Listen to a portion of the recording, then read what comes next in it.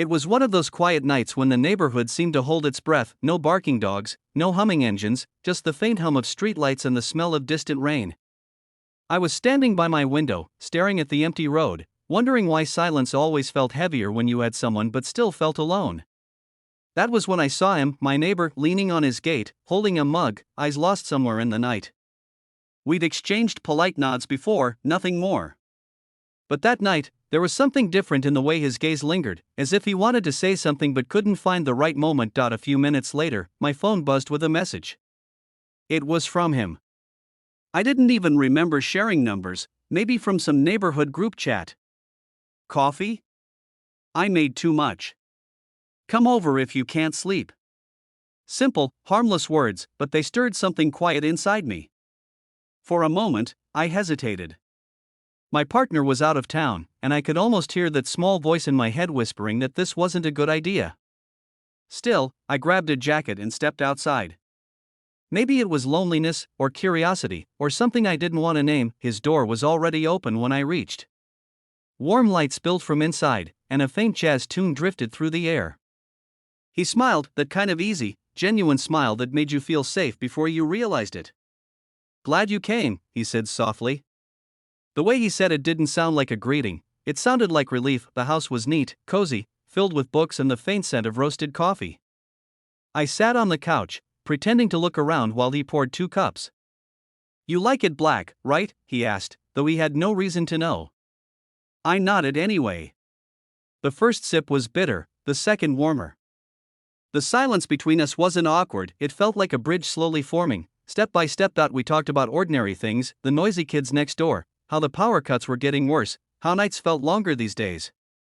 But beneath those words, something unspoken pulsed quietly.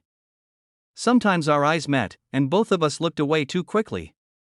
He laughed softly at something I said, and his laughter carried a kind of comfort I hadn't felt in a long time. Then there was a pause. The kind that doesn't feel empty but full, like it's waiting for someone to make a choice. He looked at me for a moment, and I could feel his gaze trace the air between us. My chest tightened. I tried to remind myself that this was just a neighborly chat, nothing more. But my heart didn't listen. It kept beating faster, as if it already knew what my mind refused to admit. When I stood to leave, he walked me to the door. "It's late," he said quietly, his voice softer than before. "You should get some rest." I nodded, but neither of us moved. The air between us felt alive, heavy, electric. He smiled again, a little sadly this time. "Thanks for coming," he whispered. I managed a small smile back, but my thoughts were already a storm. As I stepped outside, the cool night air brushed against my skin, carrying with it a strange mix of guilt and excitement. The distance from his door to mine had never felt so long, or so charged, and when I finally lay down, staring at the ceiling, I couldn't stop replaying his smile, his voice, the way the room seemed to breathe when he looked at me. I told myself it was nothing, just coffee, just conversation. But deep down, I already knew that nothing about that night was simple anymore. The next evening felt heavier, as if the air itself remembered what had happened. I tried to distract myself, cooking, scrolling, pretending that the night before had been ordinary, but my thoughts kept circling back to his voice, that soft calm tone that somehow felt safer than silence. Every sound outside drew my attention. When I heard footsteps and the faint creak of a gate, I knew it was him. I didn't look out the window this time, but my heart did that restless thing again, a quiet race without a finish line. Hours passed, and I almost convinced myself not to think about it anymore. Then, just as the clock struck 10, my phone vibrated. "Are you awake?" That was all he wrote. I stared at the message for a long time before replying with one word, "Yes." He sent back, "Come over. Just for a minute." The street outside was silent when I stepped out. The night felt colder than usual, or maybe it was just the tension sitting on my skin. His house looked the same, warm light spilling through the curtains, but this time, stepping inside didn't feel like a casual visit. It felt like crossing into something I couldn't undo. He greeted me with that same soft smile, but his eyes looked different, warmer, a little uncertain, like he was fighting his own thoughts too. The music playing was slower tonight, quieter, like it knew to stay in the background. I sat down, trying to steady my hands around the mug he handed me. We didn't talk at first. There was no need to. Silence did all the speaking. "Finally," he said, I wasn't sure you'd come." I could hear honesty in his voice, the kind that carried a question beneath it. I answered, "Neither was I." He nodded slowly, eyes still on me. "It's strange," he whispered, "how someone can feel familiar in such a short time." The words hung there, fragile, trembling in the air. I didn't know how to respond. I just stared at my cup, tracing my finger around the rim as if it could draw an escape. But when I looked up, he was still watching me, not in a way that made me uncomfortable, but in a way that made me feel seen. Truly seen. Not he started talking about his life, the long hours, the loneliness, how people misunderstood him. His words came out softly, like confessions meant for the dark. I found myself telling him things too, things I hadn't told anyone, how my own relationship had lost its warmth, how silence at home had grown louder than laughter. For a while, it felt like we were both just two broken people finding warmth in each other's company. Then the rain began, gentle at first, tapping against the windows, filling the room with a hush. He stood up, walked to the window, and said, "You should stay until it stops." I nodded without thinking. When he turned back, our eyes met, and the room seemed to shrink, leaving only the space between us. He came closer, slowly, as if testing each step. My pulse quickened, and I could feel the storm outside matching the one inside me. When he reached out, his fingers brushed against mine, a small touch, almost accidental, but enough to send a shiver through me. I didn't pull away. Neither did he. The silence between us deepened, turning into something fragile, dangerous, and beautiful all at once. No words were spoken. There didn't need to be any. Every breath, every heartbeat said what neither of us could admit. The sound of rain grew louder, the lights dimmed, and the moment stretched, soft, trembling, inevitable. I remember the warmth of his hand, the closeness, the quiet surrender that came not from desire alone but from a deep, aching need to feel alive again. It was brief, silent, and filled with both comfort and guilt. When the rain finally eased, I knew I had to leave. He walked me to the door again, both of us avoiding each other's eyes. Before stepping out, I whispered, "This shouldn't have happened." He nodded, voice low and steady, "I know." As I walked home through the wet street, every drop of rain felt heavier than the last. My heart was full of things I couldn't name: guilt, tenderness, fear, and something dangerously close to love. By the time I reached my door, I already knew that a line had been crossed, and there was no going back. The morning after felt heavier than I expected. The sunlight poured through the curtains, bright and unforgiving, as though the world outside knew what I had done. I lay awake long before anyone else, staring at the ceiling, my heart caught between two tides. One pulled me back toward the life I was supposed to be living, stable, respectable, untouched by secrets.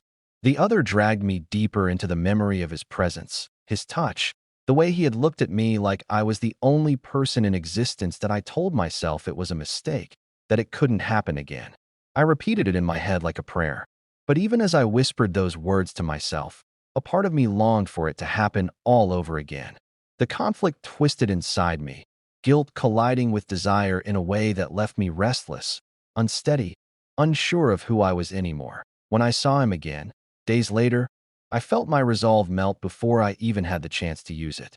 He didn't say much at first, but the silence between us was different now. It was fuller, heavier, charged with all the things we hadn't spoken.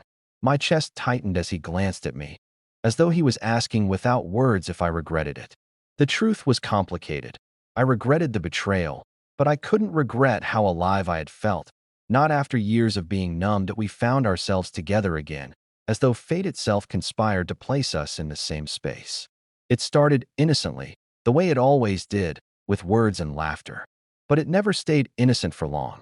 One moment of closeness led to another, until I was once again standing at the edge I had promised myself I would never return to. This time, the guilt arrived sooner. Even as my heart raced and my body leaned toward him, I could hear the echo of my husband's voice in my mind, could see the life I was risking. I thought of what it would mean if anyone found out, if my secret slipped into the open. The shame would destroy me. The trust would be shattered beyond repair. And yet, in that moment, none of it felt as real as the warmth of the man standing before me. The nights grew longer. Sometimes I would lie awake, replaying everything in my mind. The way his laughter filled the silence, the way his presence lifted the weight off my chest.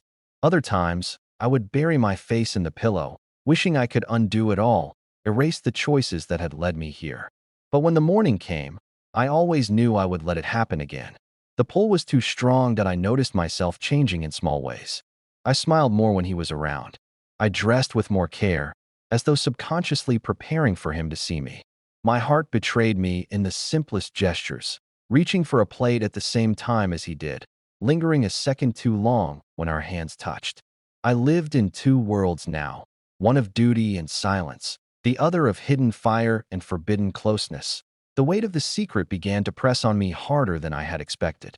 In conversations with my husband, I stumbled over my words, afraid he would see through me, afraid that the guilt in my eyes would give everything away. At family dinners, I avoided certain glances, terrified someone else might notice the unspoken connection, but fear wasn't enough to stop me. The truth was, I didn't want to stop. For too long, I had been invisible, a shadow in my own home. And now, in the most unexpected place, I felt like I was seen, heard, wanted. That feeling was intoxicating, addictive, impossible to abandon that I began to ask myself dangerous questions late at night, when the world was quiet and my thoughts refused to rest. Was this really just an escape, or was it something deeper? Was I falling into something I couldn't control, or was I simply clinging to the only warmth I had been given in years? There were moments when I thought of confessing everything, of tearing down the walls and letting the truth breathe in the open. But then I imagined the destruction it would bring, the hurt, the betrayal, the shame, and I swallowed the words back down. Better to live in secrecy than to set fire to everything. Still, I knew it couldn't last forever. Secrets like this always find a way of coming out, no matter how carefully they're hidden. And the closer we grew, the more reckless my heart became, the more I risked losing everything. One evening, as I sat across from him, I saw the same conflict reflected in his eyes. He, too, understood the danger, yet neither of us moved away. Instead, we leaned closer, drawn together not by choice, but by something stronger, something neither of us could name or resist. And in that moment, I realized the truth. It wasn't just a mistake anymore. It was something I wanted, something I craved, something I was willing to risk everything for.